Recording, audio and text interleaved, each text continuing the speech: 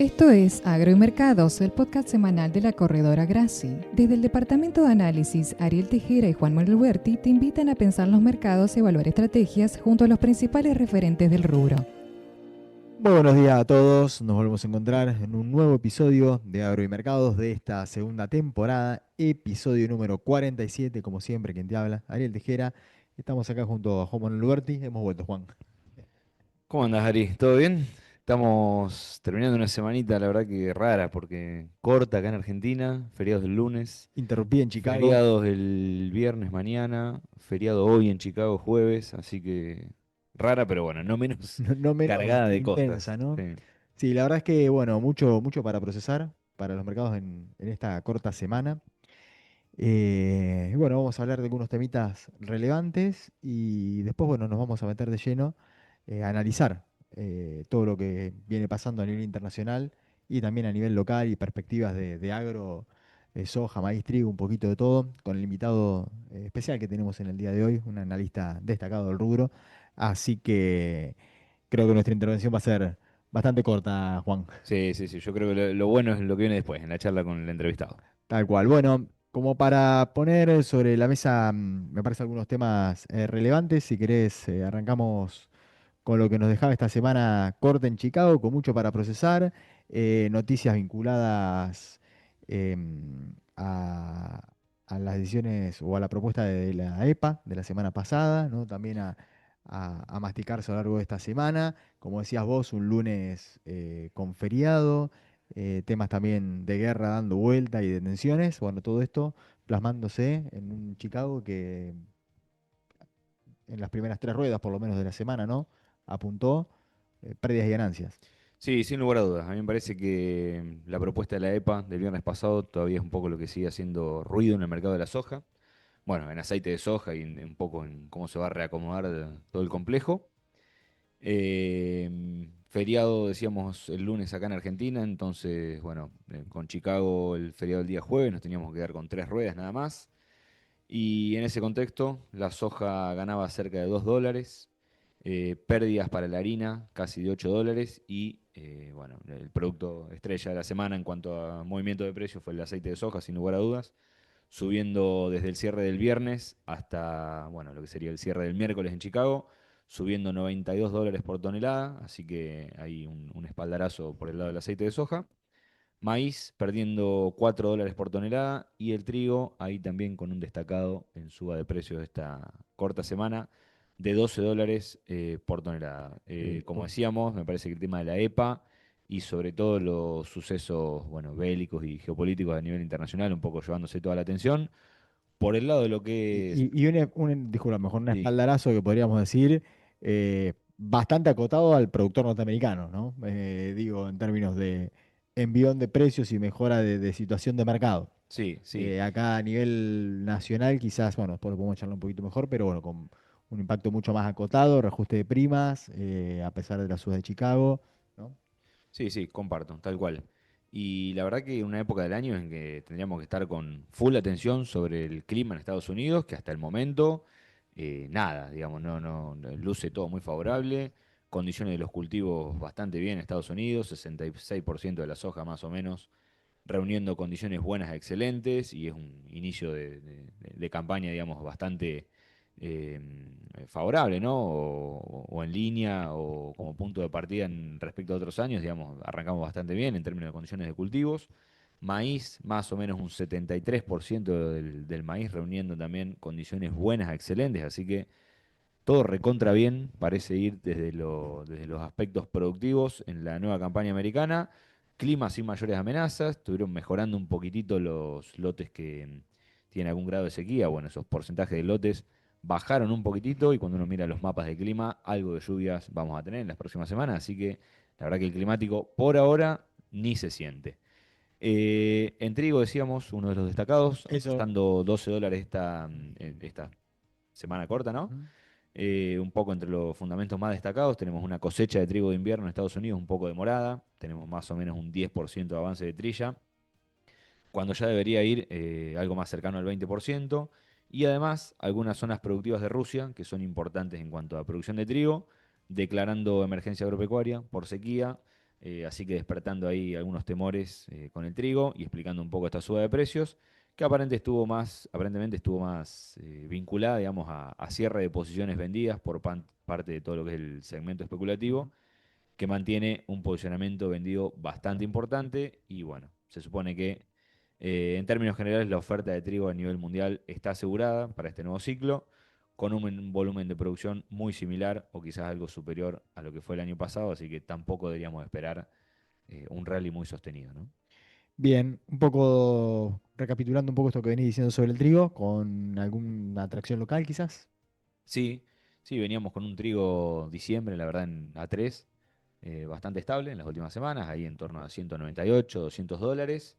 Y bueno, particularmente en la rueda del miércoles, que estuvo subiendo algo así como 8 o $9 en Chicago, justamente esa rueda, se veía un poco el traspaso de precios al mercado local y alcanzamos los 205, $206, así que me parece que hay que estar atentos a estas oportunidades que da el mercado internacional y que se copian de alguna manera en la tendencia local, sobre todo teniendo en cuenta que estamos en plena siembra y por ahí el que está haciendo los números, los escenarios de márgenes, de ingresos, costos y rindes estimados, bueno, ponerlo en los Excel y no dejar de perder de vista las oportunidades que da el mercado, ¿no? Bien, bueno, pasando o repasando un poquito también algunos de los números que decías vos, ¿no? De lo que fue pasando en Chicago en la semana y de algo de impacto local, como decíamos, bueno, vimos acá en el mercado local, no se tradujo, digamos, directamente a precios, pero por lo menos lo que fueron llegando y recibiendo, lo que fuimos recibiendo de primas de exportación, de harina, aceite, poroto y demás. Sí vimos una recomposición en la capacidad teórica de pago del poroto. Y bueno, no tan así en lo que es la soja industria, ¿no? O por lo menos la capacidad de pago de la industria.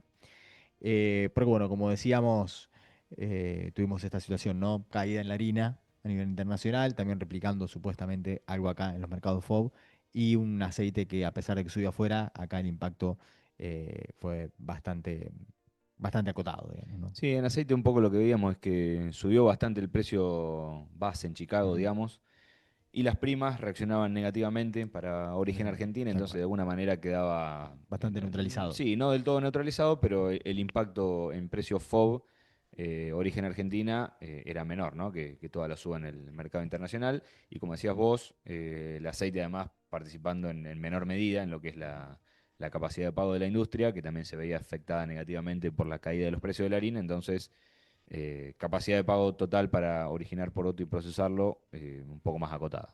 Tal cual. Bien, bueno, y el otro temita, ¿no? De la semana me parece que tiene que ver con la caída del dólar. 2% de baja del tipo de cambio oficial. En un mercado que pareciera ser, ¿no? Que encuentra presión eh, en la liquidación de divisas, ¿no? Que podría estar vinculada al sector agroexportador en un mes donde las declaraciones juradas de venta al exterior vienen siendo bastante abultadas de cara a lo que va a ser o lo que estaría siendo la finalización del programa o de esta propuesta del gobierno de alícuotas reducidas para exportaciones de soja, subproductos y maíz, entre otros commodities agrícolas. Y bueno, y en este contexto, exportadores que aceleran las Se declaraciones. veía venir, ¿no? Se Veníamos veía hablando de venir esto. tal cual, Mes de bastante transición, mes de digamos. transición, mucha declaración que se fue anotando de maíz, también de subproductos de soja, también de porotos de soja en una rueda puntual para los meses de, bueno, obviamente junio, que estamos en mes de junio, pero julio, agosto, algo también para septiembre, algún embarco más para noviembre, pero bueno, bastante cargado julio en términos de declaraciones. Sí, sí, la gran mayoría, a ver, mucha declaración durante todo lo que va del mes de junio. Cuando uno mira para cuando están programados los embarques, todo embarque bastante cercano, junio, bastante julio y algo más por ahí en agosto, septiembre, pero bueno, la gran mayoría sí para junio, julio. Tal cual. Y bueno, y en este contexto, lo que se debería estar derivando de esto, bueno, es un fuerte, un importante volumen de liquidación de divisas del sector agroexportador, porque bueno, la propuesta es, o por lo menos la obligación es de liquidar dentro de los 15 días de, de aprobada la DJ, entonces estamos, bueno, en este contexto, donde ya más o menos si uno hace el cálculo y toma lo que se declaró desde inicios de junio hasta la última rueda de esta semana, que teníamos datos para hacer el cálculo y multiplicábamos estos volúmenes por los valores FOB. Está bien que habría que hacerlo después, bueno, por 0,95, pero más o menos como para tener una idea, estamos hablando de que las declaraciones podrían representar, las anotadas desde principios de junio hasta el momento, podrían representar cerca de 3.700 millones de dólares, lo que es un volumen que supera ampliamente el promedio normal, o por lo menos el promedio de los últimos años para el mes de junio, en solamente 18 ruedas, contemplando que, bueno, más o menos en el año pasado fueron cerca de 2.000, o no, aproximadamente, en promedio lo tenemos en, serán 2.500 millones de dólares para junio. Estamos incluso superando los valores normales de los meses de mayo, que suelen ser más abultados. Así que bueno, muy concentrado, presión sobre el dólar, y bueno, y hay que ver esto, hay que acordarse que esto es medio como una sábana corta, porque estamos hablando de que se están adelantando declaraciones y liquidaciones que deberían darse normalmente a lo largo de los próximos meses, ¿no? Sí, a lo mejor en condiciones normales serían un poco más distribuidas a lo largo de estos próximos meses que se vienen. Y bueno, estaría dando un número de liquidación de divisas atípico por esta situación coyuntural, conforme está organizado el esquema este de si uno quiere aprovechar alícuotas de retenciones más bajas hasta el 36, está obligado a hacer la de JB, ingresar los dólares y bueno, dentro de los 15 días de aprobar la de JB, ¿no? Tal cual. Bueno, por último, Ari, actualizamos, si querés, los avances de tareas en lo que es Dale. el plano productivo. Tenemos ya siembra de trigo al 60% a nivel nacional. Cosecha de soja, bueno, ya prácticamente liquidada, 97% a nivel nacional, quedarían solo algunos lotes puntuales. Y cosecha de maíz alcanzando el 50%, y bueno, en breve vamos a estar ya seguramente con un ritmo mayor cuando empiece a estar listo todo lo de segunda. Bueno, Ariel, vamos a comenzar con la entrevista que teníamos organizada para el día de hoy. Vamos a conversar con un invitado que ya tuvimos en otra ocasión y vuelve a visitarnos y a conversar con nosotros. Estamos hablando de Gustavo Lomelo, analista de mercados de la consultora Novitas. Así que, bueno, le damos espacio para intercambiar y, bueno, y compartir opiniones y visión. Gustavo, ¿cómo estás? Bueno, buenas tardes, un gusto y agradecer la invitación otra vez, así que un gusto estar con ustedes. No, por favor, Gustavo, muchas gracias por este tiempo que nos dedicás, y la verdad que bueno, siempre es muy, muy interesante charlar con vos. Sin dudas. Bueno, Gustavo, arrancando un poco por la coyuntura internacional, bastante movida, por cierto. Tuvimos una semana un poco ásperas, por así decirlo, en materia de cuestiones geopolíticas. Bueno, se intensificaron ataques entre Irán e Israel, cuestión que ya había comenzado el fin de semana pasado, ¿no? Petróleo extendiendo el rally y de alguna manera aportando firmeza a commodities, productos energéticos, generando incertidumbre por lo que es flujos de comercio, costos de fletes. ¿Qué lecturas haces de todo esto? ¿Cómo crees que puede impactarnos? Bueno, la verdad que de parte de la macro siempre tenemos alguna noticia que aparece, ¿no? En medio de sorpresa.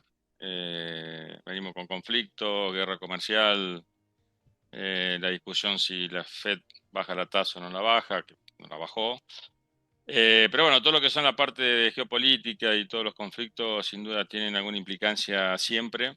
En este caso, bueno, estamos hablando de una zona que abarca mucho lo que tiene que ver el tránsito de la parte petrolera y países que producen petróleo.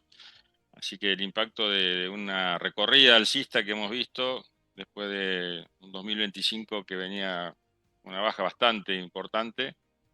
Bueno, siempre eso ayuda un poco al escenario de los granos en general, con un petróleo más bien al alza.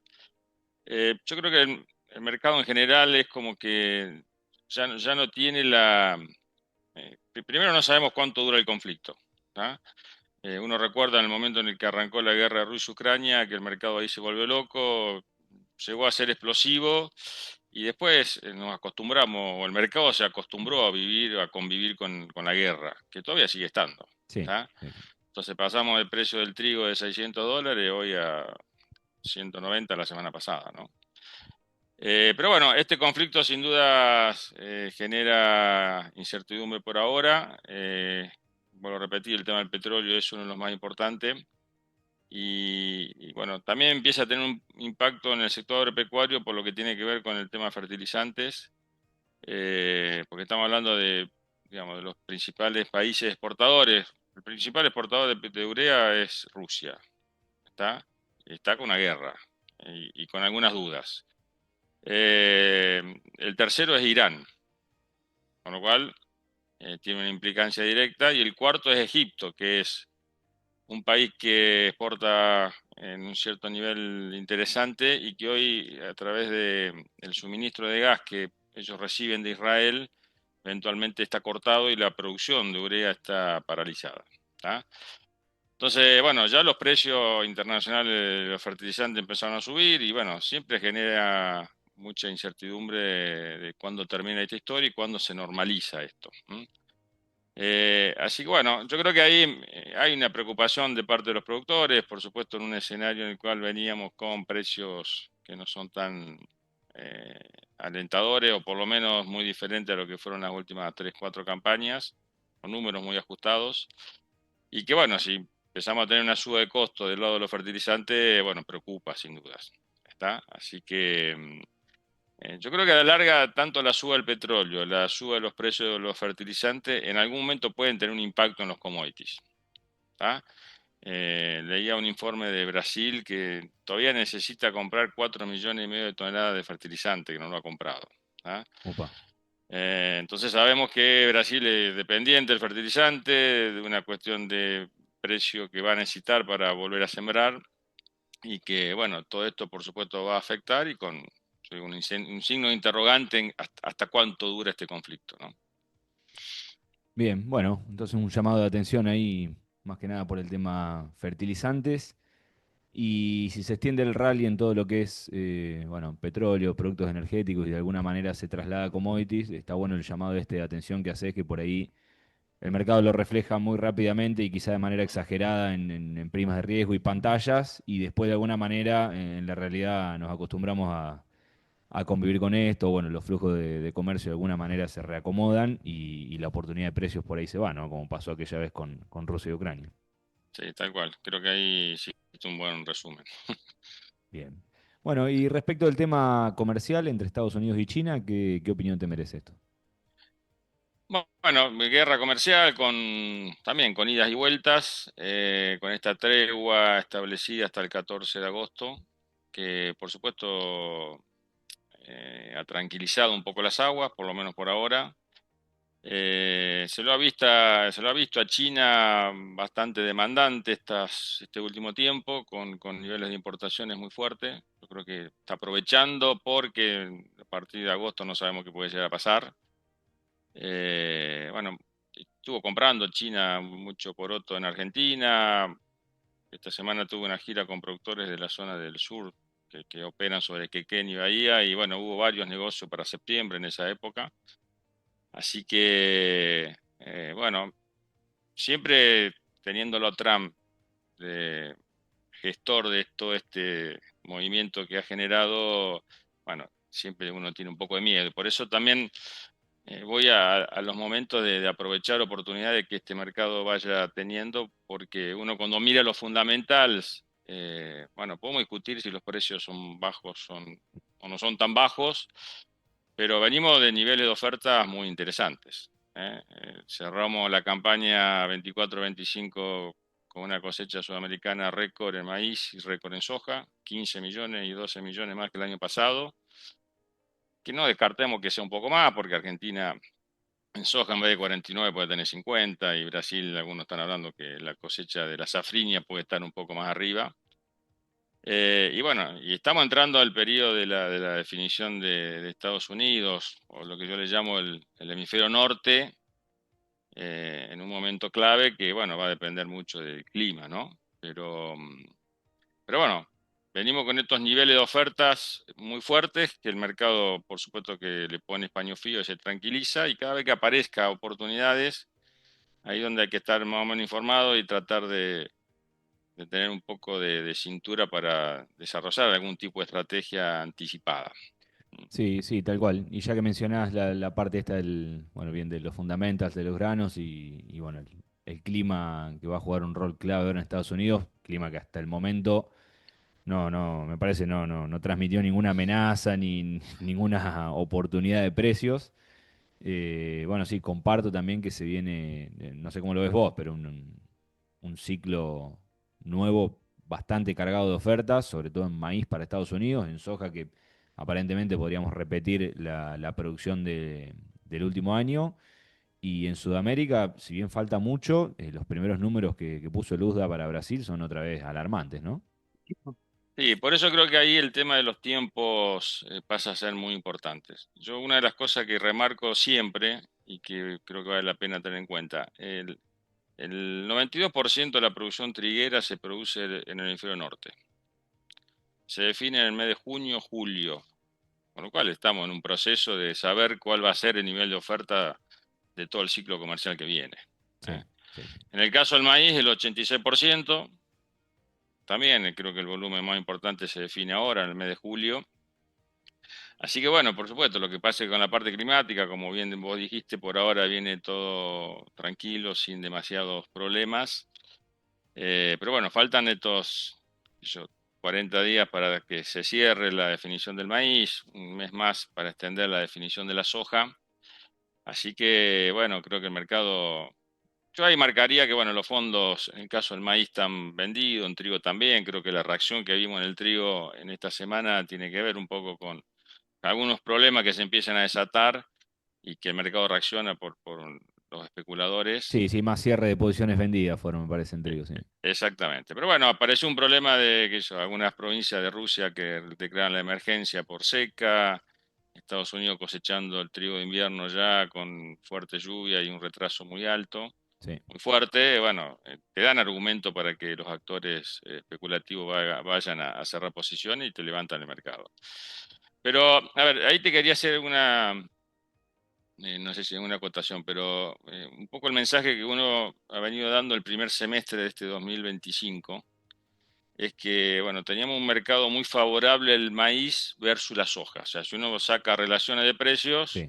si nunca el maíz valió 65, 70% de lo que valía la soja. Entonces, creo que eso era muy marcado y eso ayudaba a tomar decisiones de un producto y no tanto del otro. ¿Mm?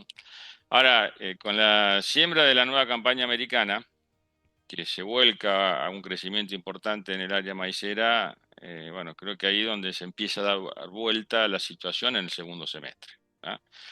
Que por supuesto, una cosecha de 400 millones de toneladas de maíz en Estados Unidos da miedo. Sí, sí, sí. 395 lo mismo, 393 lo mismo. Sí, Entonces, sí, sí. es como que el mercado ahí tiene un margen para tener algún tropiezo y el efecto sobre el mercado no va a ser tan importante. ¿Tá? Y en el caso de la soja, que creo que esta caída de área lo que hace es poner una situación muy ajustada, el balance de oferta y demanda americano, y que, bueno, un quintal de rinde de diferencia, un quintal y medio, lo pone en una situación muy complicada. ¿Tá? Entonces, creo que haría esa diferencia de lo que veníamos teniendo y creo que a dónde vamos. Si después el clima viene todo perfecto, el mercado se va a tranquilizar, pero creo que sumado a eso, este cambio de posible que está poniendo la EPA para los biocombustibles en los siguientes 2 años, 2026-2027 para Estados Unidos, es como que tenés un caldo de cultivo que el mercado va a estar muy atento. ¿Tá? Entonces, no puede fallar un quintal y medio los rinde en Estados Unidos porque va a una situación de relación de todo consumo debajo del 5%. Y si uno mira la historia de los gráficos, eso ha generado precio de la soja, crecimiento. ¿Mm? Concuerdo con vos que en septiembre, octubre vamos a estar hablando de lo que va a sembrar Brasil. Con lo cual, digamos, esto es una montaña rusa, Sí, está sí, sí, sí. claro. ¿Eh? Por eso uno ve que el del mercado internacional es un mercado que puede presentar oportunidades y ahí donde hay que estar atento. El gran tema para la toma de decisiones es che, cómo sigue acá adentro el tema de retenciones. Porque de afuera sí lo vemos y tal vez, no sé digo que sea más fácil, pero es más de mercado y acá son más cuestiones políticas. Y ahí, bueno, es como que hay dudas de realmente cómo sigue. Yo tengo una opinión formada, pero es propia. Así que, bueno, creo que ahí donde hay que tratar de hacer un poco poner en equilibrio la balanza para ver cuáles son las decisiones que se toman, ¿no? Sí, tal cual. Bueno, pero por lo menos hasta ahora lo cierto es que después del 30 del 6, por lo menos lo que es soja y el complejo, ¿no? De subproductos y aceite, maíz y girasol retornan a las alícuotas anteriores, ¿no? Y ¿cómo estás viendo un poco el mercado en materia de negociación, precios y un mercado que estaría, digamos, en días de transición para volver a ese esquema anterior, ¿no? Y que se estuvo moviendo en términos de declaraciones juradas de venta al exterior. Eso en teoría debería traer su impacto en ingreso de divisas, ¿no? Sí, se ha registrado con niveles importantes. La gente algo más está vendiendo, por supuesto. Em, y bueno, el ingreso de divisas también ha impactado también la baja del dólar ayer. Bueno, hay alguna estimación de un gran ingreso de dólares. Yo en cuanto a ese tema, mi opinión, ¿cuál es? Yo digo, acá hay dos puntos. Primero, lo que el presidente normalmente anuncia lo termina ejecutando. Con lo cual, eso hay que tomarlo como un punto interesante. Y el segundo es que si realmente Milei se va a atrever a subir las retenciones el 1 de julio, cuando el 17 de julio es la sociedad rural, la muestra de la sociedad rural, y que eventualmente alguien del gobierno o presidente va a tener que ir a dar el discurso. ¿Mm? Que por supuesto si sube las retenciones no va a ser muy bien recibido. ¿Mm? Entonces yo creo que ahí el gobierno, por un lado, bueno, extendió la baja de retenciones para la cosecha fina, cebada y trigo. Yo creo que ahí dio una señal de afloje con respecto a su rigurosidad con los mensajes. Y en segundo término me da la impresión de que encontró una estrategia de anuncio, de qué manera anunciar la baja de retenciones que le está siendo bastante útil, porque hoy lo que estamos todos pidiendo es que no suban las retenciones, y lo que deberíamos estar pidiendo hoy es que las siga bajando. ¿Está? La cosa de conformarse con que las mantengan, digamos. Claro, entonces va a decir, el 28 de junio te dice, che, extendemos la baja de retenciones, va, qué alivio, y estamos todos contentos y después vamos a discutir el año que viene. Sí, sí. ¿Está? Entonces creo que encontró una herramienta. Agradeciendo que no la subieron, digamos. Exactamente, encontré una herramienta de comunicar que le está sirviendo y le está haciendo bastante funcional lo que ellos quieren. Yo creo que, si vos me decís, de acá a fin de año, las retenciones que vamos a tener van a ser las que hoy tenemos vigentes. Que si hay una suba es el 1 de julio, y que puede ser que Milei, dos posibilidades, que vaya a la rural y anuncie que las vuelve a prorrogar. La prórroga tiene que ser desde el 1 de agosto, tiene que bajar, porque si vos al productor le decís, mira, te la vuelvo a bajar el 1 de enero del 2026, automáticamente se paraliza la comercialización de soja. Y eso lo sabe, el gobierno en eso es inteligente y el ministro también. Entonces yo digo, o aparece la prórroga la última semana, porque ya vieron que se liquidó bastante, va a entrar dólares, o sube en julio, Milei va a la rural, anuncia la baja pronto, o el 5 de julio, antes de ir, eventualmente dice, vamos a la prórroga, entonces va más tranquilo. Acá, ¿cuál es el tema? El tema es, que lo discutíamos con algunos clientes esta semana, decir, bueno, pero Gustavo, yo generalmente los primeros días de julio vendo para pagar todo lo del mes, y bueno, ese tenés que vender antes. No llegué a ese momento, porque si estás apurado y justo te la subieron por 10, 15 días, va a estar un problema. Sí, sí, ¿Eh? clave ahí el timing de ventas. Pero yo creo que el gobierno está convencido que tiene que bajar retenciones. El mercado sigue discutiendo el atraso cambiario, no atraso cambiario. Lo cierto es que hoy el camino para que el sector vaya siendo eficiente y vaya ganando, que sea rentable, es seguir bajando retenciones. El gobierno lo sabe, por supuesto tiene un problema con la parte fiscal, y vamos a ver qué pasa con los tiempos. Ahora, yo no descarto que en el 2026 las retenciones siguen bajando 5 puntos más, ponele. O sea, 5 puntos bajar trigo, maíz, soja, eliminar girasol, sorgo, son 1.600, 1.500 millones de dólares. No digo que no es plata, pero no es algo que voy a decir, no lo pueda llegar a hacer el gobierno y le sigue dando al campo una señal que eventualmente lo deja seguir produciendo y de buena manera, y después de haberle dado beneficios importantes que el campo siempre reclamó, como es liberación de los mercados, hoy no tenés restricciones para la exportación, y en segundo término no tenés brecha cambiaria. Yo tenía los clientes durante el gobierno de Alberto, sentado al frente de mi silla, de mi oficina, y me decían, Gustavo, tengo una montaña de dólares, perdón, una montaña de pesos que cobraban, pero cuando quiero convertir mi rentabilidad en una moneda dura, no compro No, no, dólares. lo de la brecha es Es la notable brecha. y bueno, parece que ahora pasa desapercibido, pero tener brecha de 1, 2, 3% parece increíble, sí, sí. Exactamente. Entonces, mi ley iba con tres cosas. Te elimino restricciones, lo hizo. Te saco la brecha, lo hizo. Y te tengo que bajar retenciones. Hice una Sí. parte. Y el impuesto país también, sí, Y sí. el impuesto a país también. Entonces, a ver, hoy la soja tiene 100 y pico dólares de retenciones. No digo que lo vaya a bajar de un solo saque. Ujú.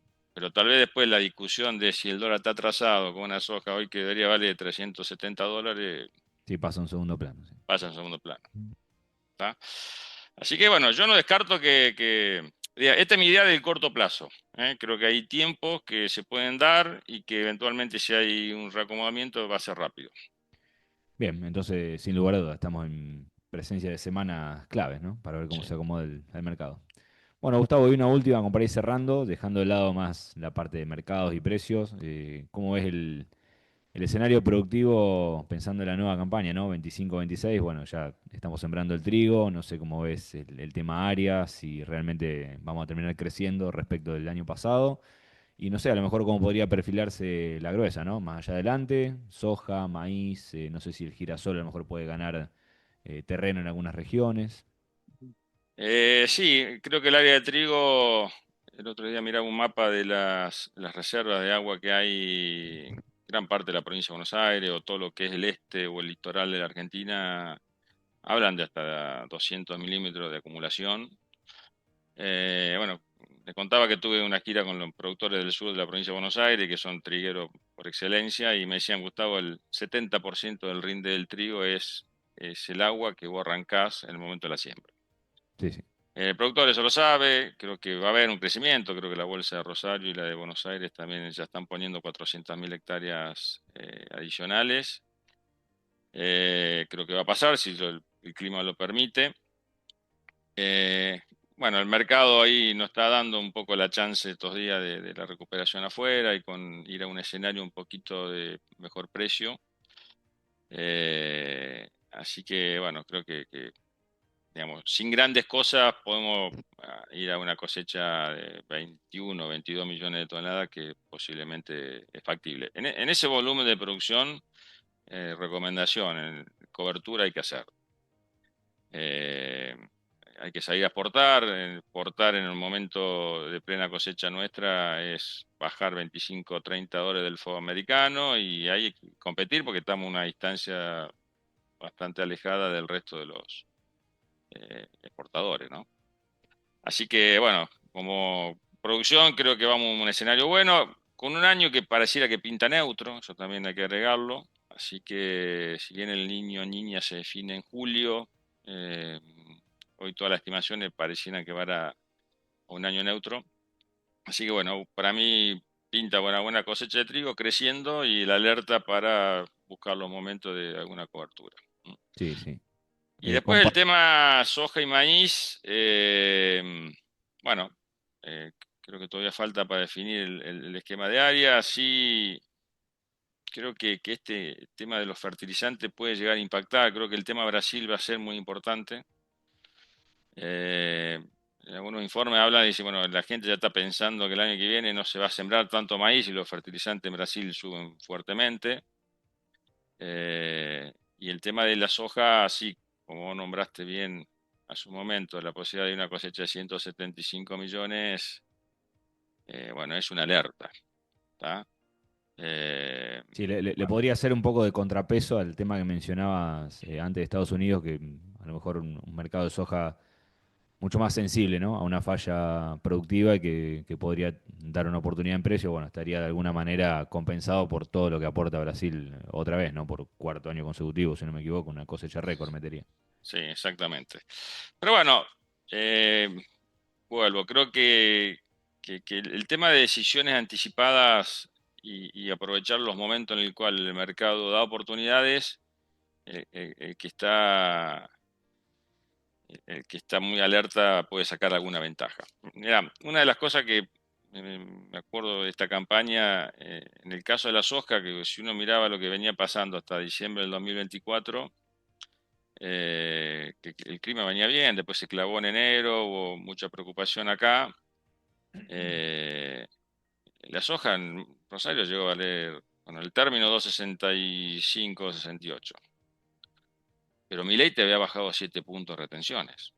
Imagínate si no hubiese bajado las retenciones antes de la cosecha. Porque ahí la especulación era, no, va a esperar que entre toda la cosecha y después las baja. No, la bajó antes y te dio, sacó del fondo del estanque.